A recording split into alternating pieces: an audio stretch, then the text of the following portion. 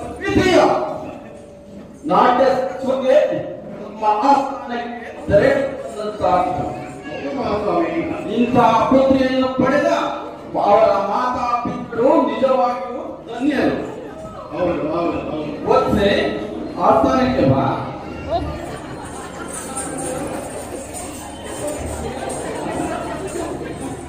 ನಿಮ್ಮ ಮುಖ್ಯಕ್ಕೆ ಮನಸ್ಸೋದಿದೆ. ನಿಜವಾಗಿಯೂ ನಮ್ಮ ರಾಜ್ಯದ ನೀತಿಯನ್ನು ಬೆಳಗುವ ಪ್ರಣಾಮಗಳು.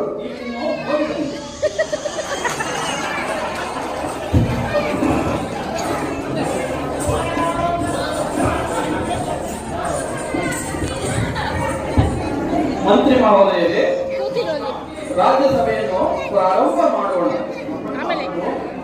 ನಿಮ್ಮ ಪೀಠವನ್ನು